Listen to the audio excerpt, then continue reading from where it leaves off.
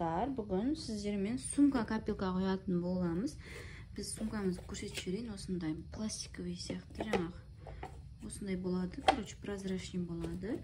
Және де оған біз қыстырғыштар қыстыратын боламыз.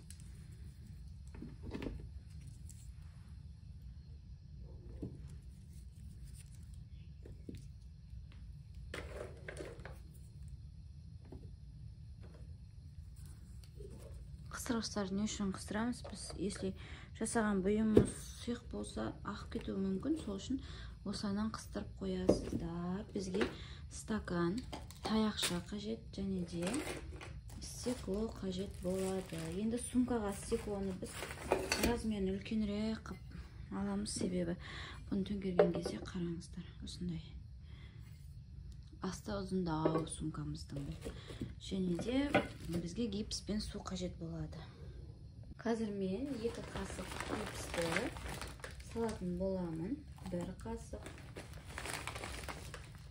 2 қасық гипс салдым. Және су құямыз.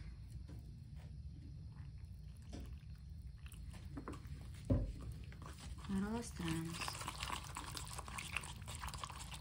Қою болса су құясыздар, сұйық болса гипс қосып жібересіздер кішкене.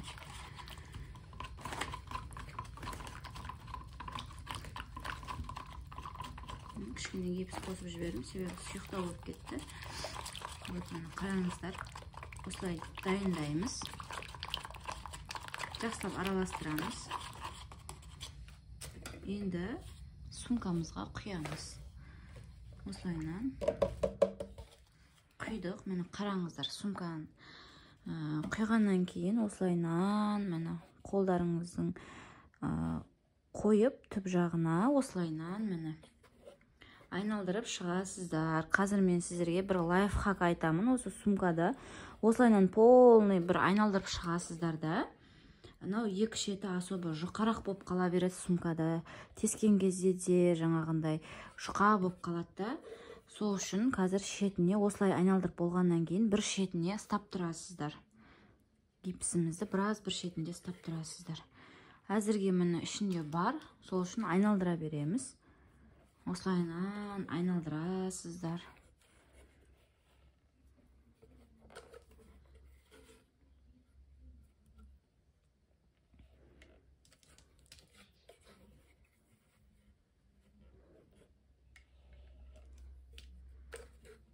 Мінекей осылайынан айналдырып жасайсыздар. Енді қараңыз, аз болып қалды ішінде. Мынау бір шетіне қарай қойып, осылайынан біраз ұстап тұрасыздар. Бір шеті бітет, бір шеті осы кішкене не қылсаңыздар, қатып қалады уже міне. Қатып бастайды, осылайынан бір шетінде ұстап тұрасыздар. Келесі екінші слойды айналдырған кезде, мына екінші шетіне ұстап тұрамыз. Сонымен үшінші слойда шеттен уже ортасын айналдыра береміз, себебі шетіне особо гипс дұрыс тимей қалады, жұқа болып қала береді. Осылайынан біраз ұстап тұрасыздар. Міне қазір мен ұстап тұрмын. Көрсетейін. Видеоны ешқандай жылжытпаймын, видеоны ешқандай қозғамаймын. Осылай қалай бар, солай көрсетіп тұрмын сіздерге. Осылайынан біраз ұстап тұрасыздар. Міне көріп тұрсыздар ма? Енді міне қатып қалды уже. Мына жағы қалыңырақ, мен мына жағы жұқа болып тұр, көрдіңіздер ма? Міне. Енді қазір бір айналдырып екінші жағын дәл осылай ұстап тұрамыз. Міне бізде енді екінші слой жасаймыз. Екінші слой тоже де 2 қасық аламыз. Қасықты толтырып аласыздар. Болмаса 3 қасық сала беріңіздер. Если полный толтырып алмасаңыздар, негізі қасық үлкенірек қасықтар болады ғой.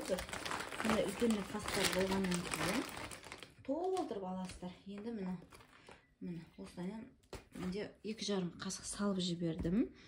Және де су құямыз.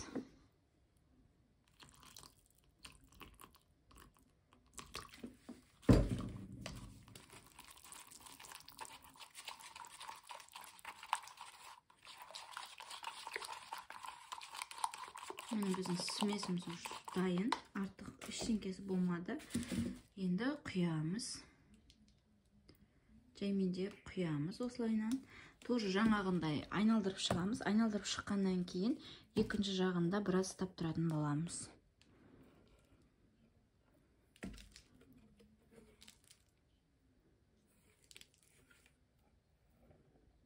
Осылайынан айналдырасыздар мұны.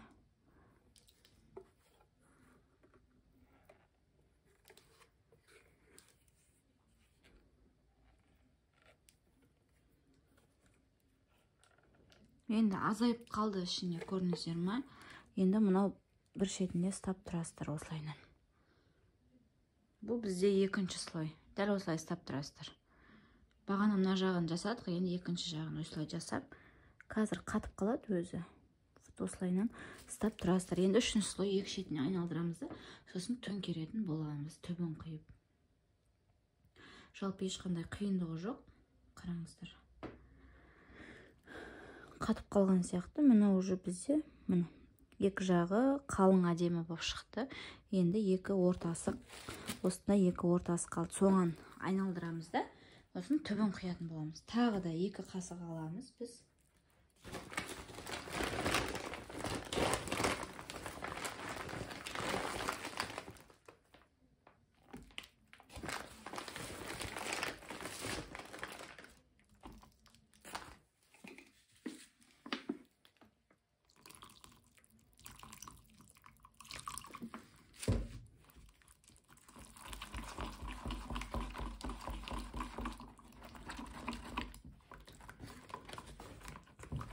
Кішкене сұйықтау болып гипс қосып жібереміз.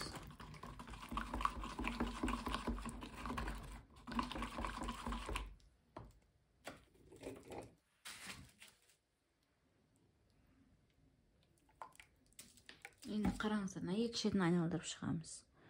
Екі шетін. Осылайынан екі шетін айналдырып шығамыз. Полный айналдыруның қажеті жоқ. Екі шеттерін ғана айналдырып шығамыз. Себебі мынандай екі жанын уже біз қалың қылып жасап қойдық қой. Осында екі шеті қалды. Осында екі шетін айналдырып жасап шығамыз.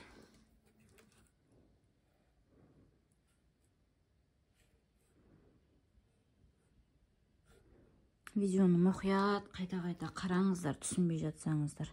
Негізі барлық адамның қолынан келетін бұл нәрсе. Видеоны мұқият қарап шығыңыздар.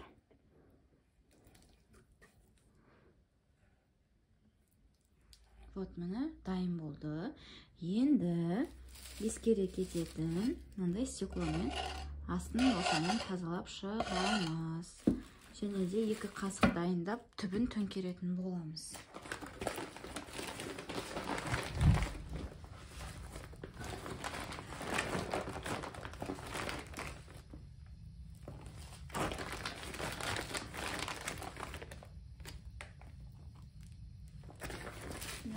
Екі жарым қасық салдым. Қатты сұйық болып кетпесін. Түбін қоюлау төңкересіздер ғой.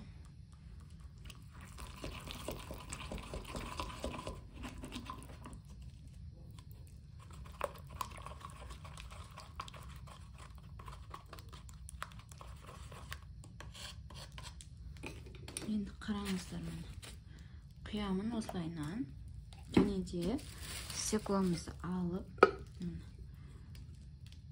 полный аласыздар да, өстіп төңкересіздер мені. Және де көтеріп, жоғары қарай көтеріп, астын қарайсыздар ғой, қай жеріне тиді, қай жеріне тимей қалды.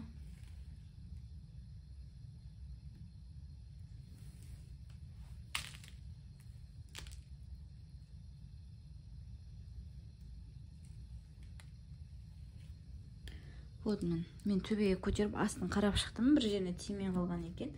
Вот осылайынан 20 минутқа қойып қоясыздар. Ойбай, 20 минутқа қойып қоясыздар. Ал достар, біздің сумкамыз 20 минут тұрды. Осылайынан аламыз.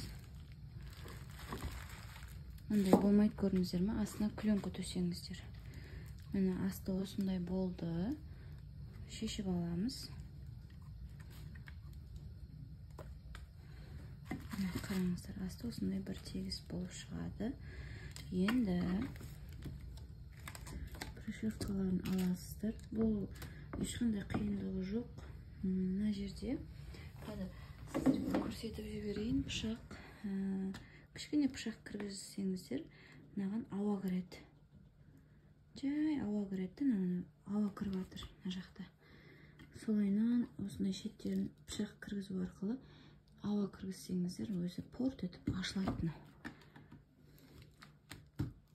Қара көрінсе ме? Ина жеріне жоғары жағына бүйтіп ашатыны бар. Осыны жаймендеп ашасыздар да.